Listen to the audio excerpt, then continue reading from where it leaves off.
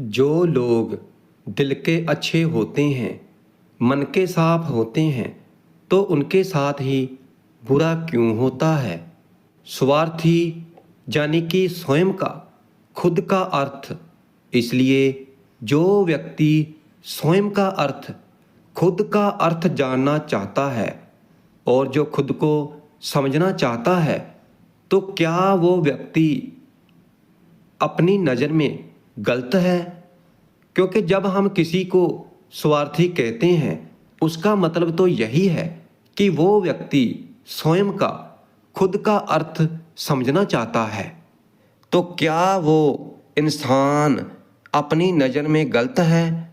क्योंकि जब हम किसी को स्वार्थी कहते हैं, तो उसका मतलब ये नहीं है कि वो व्यक्ति स्वयं का अर्थ समझना चाहता है। तो फिर वो व्यक्ति गलत कैसे हो सकता है। स्वार्थी शब्द इस दुनिया की नज़र में और समाज की नज़र में तो ये एक अलग ही नज़रिए से समझा जाता है। क्योंकि हम अक्सर ही अपने आसपास ऐसे बहुत से लोगों को देखते हैं जो कि स्वभाव से बहुत ही अच्छे प्रतीत होते हैं, यानी कि उनका स्वभाव बहुत ही अच्छा होता है और सभी लोगों की मदद करते हैं और हर एक से अच्छा व्यवहार रखते हैं। मगर इसके साथ हमने ये भी देखा होगा कि ऐसे लोग जिनका स्वभाव बहुत अच्छा होता है, दूसरों की सहायता करते हैं, तो उनके जीवन में दुख भी बहुत ज़्यादा आते हैं। वो दुखी भी बहुत ज़्यादा रहते हैं। जो लोग दिल के अच्छे होते हैं, जिनका मन बिल्कुल साफ होता है, तो वो दुखी भी बहुत होते हैं। उनके साथ ही हमेशा बुरा होता है। और जो लोग स्वार्थी होते हैं, जिनका स्वभाव होता है कि अपना काम निकल गया और फिर भूल जाते हैं, तो वैसे लोग ज़्यादा फलते फूलते हैं। तो ऐसे समय में परमात्मा पर उंगली उठाना तो लाजमी है। और अगर ये बातें सच हैं, तो फिर हमें कौन सा रास्ता अपनाना चाहिए, या फिर हम भी उन लोगों के जैसे ही बन जाएं। क्योंकि बहुत से लोगों का ये मानना है कि जो लोग अच्छे होते हैं तो वो हमेशा जीवन में दुखी रहते हैं। मगर इसके पीछे का सत्य क्या है, सच्चाई क्या है, और अगर हम इसके पीछे का सत्य क्या है इसे नहीं जानेंगे और नहीं पहचानेंगे, तो फिर कहीं ना कहीं हमारा अवचेतन मन भी बुराई की तरफ जाएगा। तो इसीलिए अपने मन में ऐसे विचार लाने से पहले ही इस बात को अच्छी तरह से हमें समझ लेना चाहिए। इसकी हमें सच्चाई जान लेनी चाहिए, ताकि हम भविष्य में अच्छे होने पर अपने आप पर पश्चाताप ना हो और हम दुखी ना हो। तो साथ संगत जी, हम आपको ऐसे 5 तरीके बताने वाले हैं कि जिसके द्वारा अगर हम कर्म करते हैं तो फिर हम अच्छे कर्म से अच्छे कर्म भी कर पाएंगे और दुखी भी नहीं होंगे। पुराने समय की बात है कि एक गांव में एक व्यक्ति रहता था। उसका नाम देव था और उसका परिवार भी था। उसके परिवार में पत्नी और 2 बच्चे भी थे। मगर उसके माता पिता का स्वर्गवास हो चुका था और इसीलिए पूरे परिवार की जिम्मेवारी उसी के कंधों पर आ गई थी। उसके बच्चे पढ़ाई करते थे और उसकी पत्नी घर के कामों के साथ साथ अपनी गाय, भैंसें और बकरियों का दूध बेच करके अपने घर का खर्च चलाया करती थी। और देव पहाड़ में पत्थर तोड़ने का काम किया करता था और वो बहुत ही मेहनत का काम था। और वो पूरा दिन काम करता और थक करके अपने घर को आता था। मगर इतनी मेहनत करने के बाद भी देव को गांव का कोई भी व्यक्ति मदद के लिए, सहायता के लिए बुलाता तो देव कभी भी किसी को मना नहीं करता था। क्योंकि उसके जीवन का ये नियम था, उसे विश्वास था कि अगर मैं दूसरों की मदद करूँगा तो परमात्मा मेरा जरूर साथ देंगे और परमात्मा मेरे साथ कोई बुरा नहीं होने देंगे। उसे परमात्मा पर पूरा विश्वास था और देव अपने इस सिद्धांत का पालन बहुत ही ईमानदारी से करता था और उसका इस सिद्धांत पर इतना भरोसा था कि अगर कोई गांव से बाहर का व्यक्ति भी उससे मदद मांगने के लिए आता तो वो अपने घर का काम भी बीच में छोड़ करके उस व्यक्ति की मदद करने के लिए पहुंच जाता था। और उसकी पत्नी को ये अच्छा नहीं लगता था। वो हमेशा ही उसके ऐसे व्यवहार से परेशान रहती थी। वो अक्सर ही देव को समझाने की कोशिश करती थी कि सबसे पहले आपको अपने काम को देखना चाहिए, अपने परिवार को देखना चाहिए, क्योंकि दो दो बच्चे हैं हमारे और फिर भी तुम दूसरों के काम करने में लगे रहते हैं। पहले अपने घर को तो संभाल लो, अपना घर तो संभल नहीं रहा है और दूसरों की मदद करने चले हैं। और फिर अपनी पत्नी की ऐसी बातें सुनकर देव को बहुत गुस्सा आता था और फिर उन दोनों में इसकी वजह से लड़ाई झगड़ा भी शुरू हो जाता था। और अक्सर ही उनके लड़ाई झगड़े का यही मुख्य कारण होता था। मगर ना तो देव ही अपने आप को बदल पाया और ना ही उसकी पत्नी ने उसे समझाना बंद किया और इस कारण उनके घर में हर समय क्लेश रहता था। और जहाँ तक गांव वालों की बात थी तो वो तो देव को जानते थे और वो जानबूझ करके जो काम आसान भी होता था, जो वो कर भी सकते थे, तो उस काम के लिए भी वो देव को ही बुलाते थे ताकि उन्हें कम मेहनत करनी पड़े। कहने का मतलब ये है कि गांव वाले देव की भले मानसी का फायदा उठाते थे और फिर सभी पीछे से उसका मजाक भी उड़ाते थे, उसे बेवकूफ़ कहते थे। और फिर ऐसे ही समा बीतता गया और एक दिन देव की पत्नी बहुत ज़्यादा बीमार पड़ गई। देव ने जो कुछ भी उसके लिए जो कर सकता था वो सब कुछ उसने अपनी पत्नी के लिए किया। उसने गांव के वैद्यों को बुला करके अपनी पत्नी की जांच करवाई, मगर फिर भी उसकी पत्नी को आराम नहीं आया। और फिर उन वेदों में से एक वेद ने कहा कि तुम अपनी पत्नी को लेकर नगर में किसी बड़े वेद को दिखाओ, फिर ही तुम्हारी पत्नी की जान बच सकती है। जल्दी से जाकर अपनी पत्नी को नगर में बड़े वैद्य के पास ले जाने की व्यवस्था करो, नहीं तो तुम्हारी पत्नी के प्राण संकट में पड़ जाएंगे। और फिर ये सुनकर के देव के पैरों तले से जमीन ही खिसक गई। उसने ये नहीं सोचा था कि उसकी पत्नी के प्राण संकट में है। वो तो साधारण से वैद्यों से इलाज करवा रहा था और फिर जब वैद्य से ये बात सुनी तो वो घबरा गया और अब पत्नी को नगर तक कैसे लेकर जाए, क्योंकि उसके पास इतना धन नहीं था कि वो अपनी पत्नी को घोड़ा गाड़ी करके नगर में ले जाए और उसकी पत्नी की चलने की भी हालत नहीं थी। इसीलिए नगर में जाने के लिए उसे घोड़ा गाड़ी की जरूरत थी और संयोग से उसके पड़ोसी के पास घोड़ा गाड़ी था, क्योंकि वो अक्सर ही अपने व्यापार के लिए अपनी घोड़ा गाड़ी लेकर नगर में जाया करता था। और फिर उसके मन में विचार आया कि मैं अपने पड़ोसी की घोड़ा गाड़ी ले जाता हूँ। मैंने भी कई बार उसका काम निकाला है, मैंने उसका काम कभी नहीं टाला और वो मुझे मना भी नहीं करेगा। और फिर यही सोचकर वो घोड़ा गाड़ी लेने के लिए अपने पड़ोसी के पास पहुंच जाता है। मगर उसका पड़ोसी बहुत ही चालाक इंसान था और वो बिना पैसे के अपनी घोड़ा गाड़ी अपने सगे संबंधियों के लिए भी नहीं ले जाता था और देव की तो बात ही दूर की थी।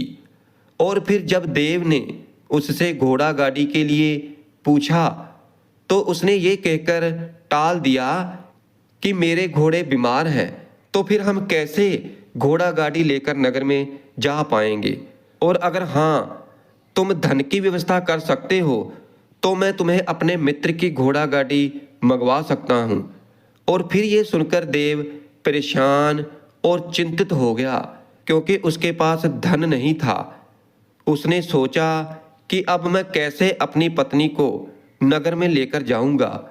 और फिर वो निराश होकर के जब वापस आ रहा था तो उसके दिल को झंझोड़ देने वाला एक दृश्य देखा। उसने देखा कि जिस घोड़े गाड़ी की उसका पड़ोसी बीमार होने की बात कर रहा था, तो वही घोड़े एक युवक बाड़ से खोल करके बाहर ला रहा था और उन्हें गाड़ी में जोत रहा था। ये देखकर पहले तो देव को कुछ समझ में नहीं आया, और फिर उसके बाद जब देव ने उस व्यक्ति से पूछा तो उसने बताया कि उसके पड़ोसी ने उसे ये घोड़ा गाड़ी किराए पर दी है। और फिर ये सुनकर देव का दिल टूट गया। उसने ये सपने में भी नहीं सोचा था उसका पड़ोसी, उसका मित्र उसके साथ ऐसा कर सकता है।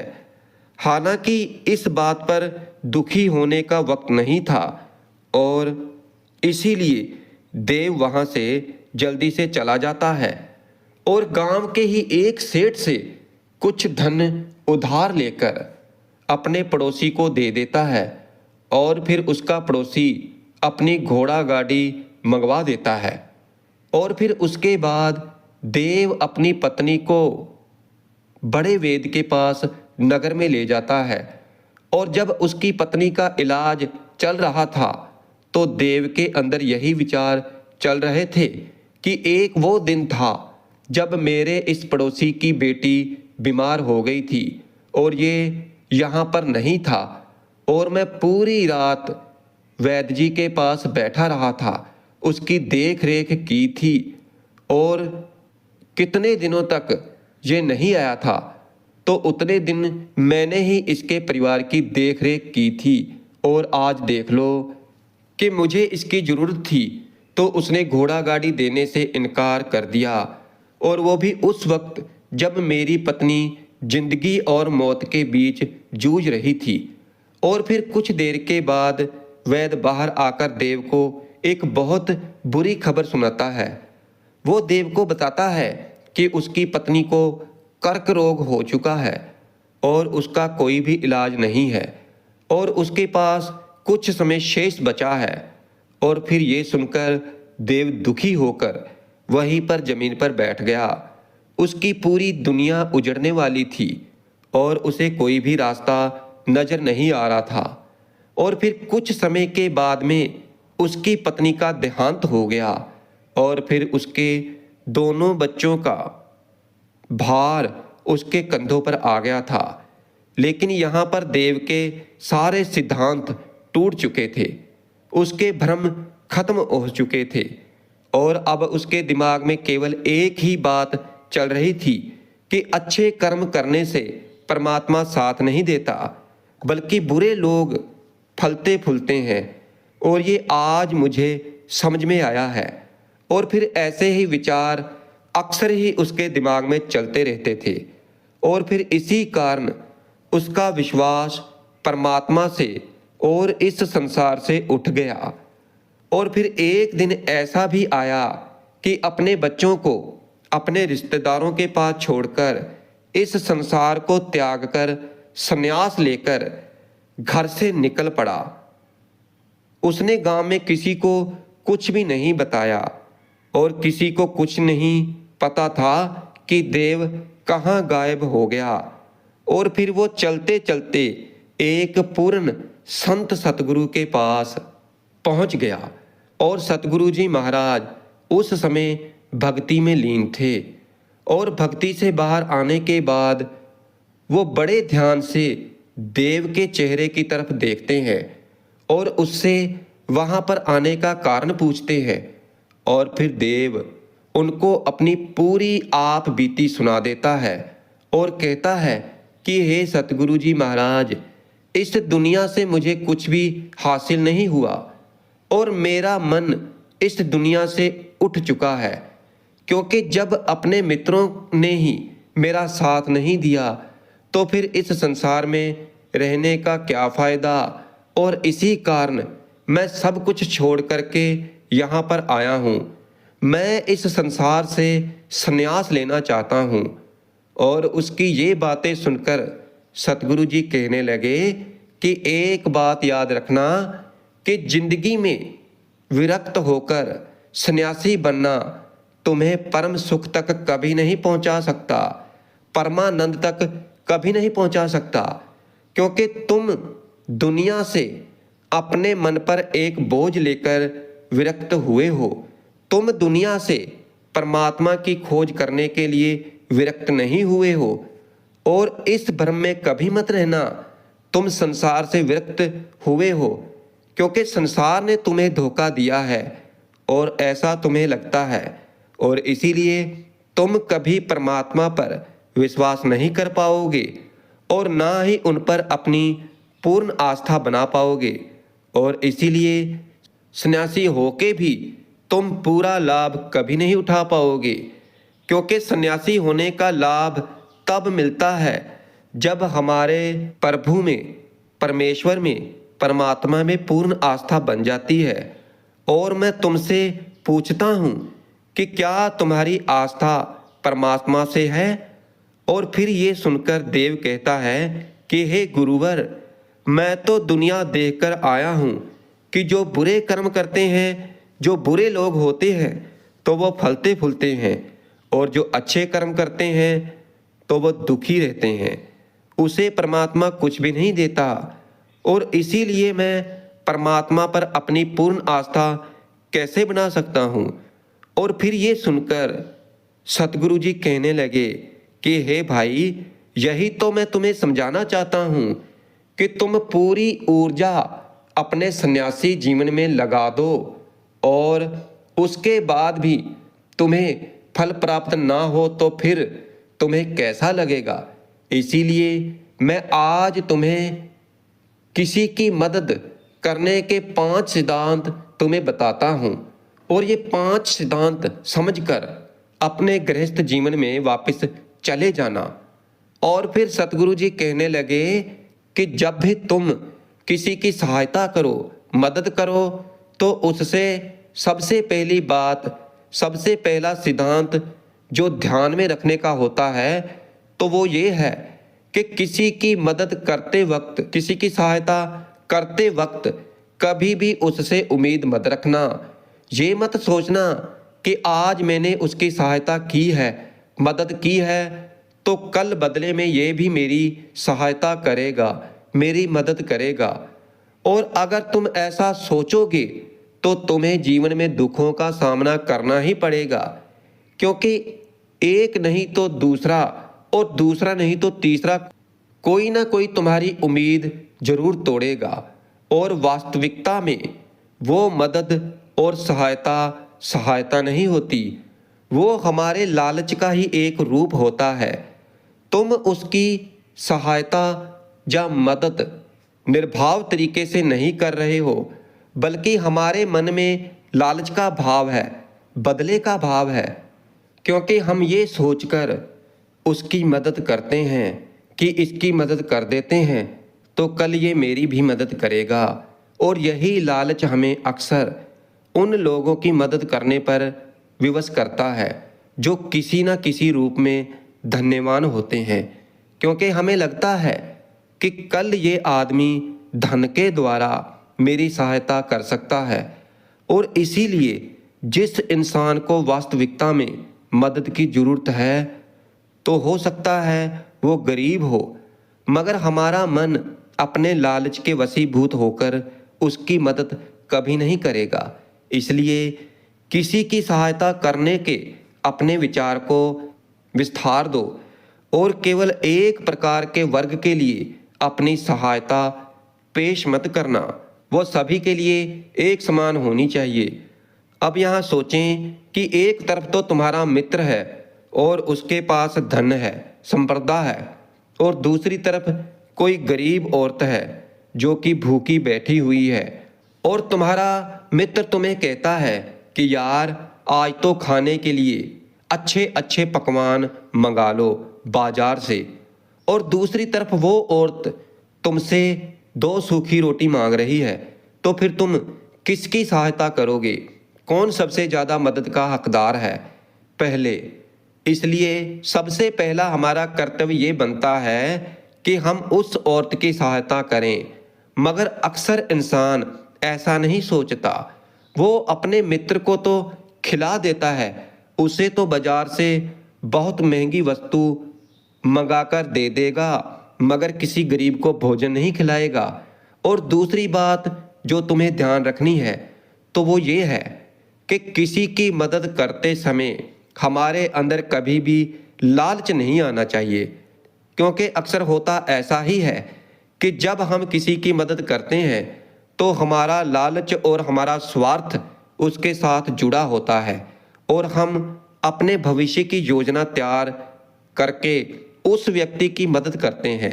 हमारा सोचना ये है कि अगर आज मैं इसकी सहायता करता हूँ तो फिर भविष्य में ये व्यक्ति मेरा वो काम पूरा कर देगा, और वो सहायता, वो मदद बिल्कुल भी परमात्मा के द्वार को नहीं खटखटाती, क्योंकि उसके अंदर लालच भरा हुआ है। जाहिर है कि आप अपने आप को धोखा देने के लिए अपने लालच को एक सहायता, एक मदद का रूप दे रहे हो। और तीसरी बात ये है जो तुम्हें ध्यान में रखनी है, अपने समर्थ के अनुसार ही दूसरों की मदद करनी है, क्योंकि कभी भी एक गृहस्थ व्यक्ति को किसी की इतनी सहायता नहीं करनी चाहिए जिससे कि उसका परिवार, उसके बच्चे कष्ट में जीवन बिताएं। इसलिए सबसे पहला हमारा फर्ज होता है अपने परिवार को सुखी रखना, उनकी ज़रूरतें पूरी करना, और उसके बाद में दूसरों की मदद करना। मगर कुछ लोग दूसरों की मदद पहले करते हैं और अपने परिवार को तवज्जो कम देते हैं, और फिर इस कारण परिवार में लड़ाई झगड़े होते रहते हैं। और ये सब हम समाज में अपने आसपास देखते हैं। और अगली बात जो याद रखनी है तो वो ये है कि अपना कर्म, अपनी जिम्मेवारियां पहले निभानी होती है। हम अपना कर्म और अपना काम छोड़कर पहले दूसरों की मदद करने के लिए चले जाते हैं, और फिर जब वो दूसरा हमारी मदद नहीं करता तो फिर हम दुखी हो जाते हैं, और हम सोचते हैं कि मैंने तो अपना काम छोड़कर उसकी मदद की थी, और अब देख लो कि ये आदमी मेरी मदद नहीं कर रहा है। इसलिए अपना कर्म सर्वोपरि, अपना कर्म सबसे पहले करो, क्योंकि उस काम को करने के लिए ही हमारा इस दुनिया में जन्म हुआ है। और सबसे आखिर में जो बात समझने वाली है तो वो ये है कि उस परमात्मा की मर्जी से ही सब कुछ होता है, और हमारा काम है केवल अपने कर्म को करते रहना, और करनी धरनी तो परमात्मा के हाथ में है। इसीलिए जो कुछ भी होता है तो वो उस परमात्मा पर छोड़ दो। अगर कोई आपको धोखा भी दे तो वो समझ लेना कि ऊपर वाले की मर्जी से ही हो रहा है। आपको हमेशा ये मानकर चलना है कि मैं करता नहीं हूँ, मैं तो करता हूँ। करता तो वो परमात्मा है, और उसके सामने किसी की मर्जी नहीं चलती है। और जब ये आस्था और ये विश्वास हमारे मन में पनपने लग जाता है तो फिर हमारी सारी की सारी शिकायतें दूर हो जाती हैं, क्योंकि जो कुछ भी होता है तो वो अच्छे के लिए ही होता है, और जो भी हो रहा है तो वो भी अच्छे के लिए ही हो रहा है, और जो भी होगा तो वो भी अच्छा ही होगा। इसलिए सब कुछ उस परमात्मा पर छोड़कर अपना कर्म करते जाओ, और अपने गृहस्थ जीवन को पूर्ण रूप से जी लो। और फिर सतगुरु जी ने देव को कहा कि तुम वापस अपने गांव चले जाओ और अपने बच्चों की संभाल करो, उनका पालन पोषण करो। और फिर सतगुरु जी की ये बात सुनकर देव अपने बच्चों को लेकर अपने गांव में वापस लौट आता है। गांव वालों को इस बात का नहीं पता था कि देव कहाँ गया था और उसने क्या ज्ञान ग्रहण किया है, वो क्या ज्ञान लेकर लौटा है। मगर अगले दिन गांव वालों ने देव के चेहरे पर एक अलग ही आनंद और एक अलग ही चमक देखी।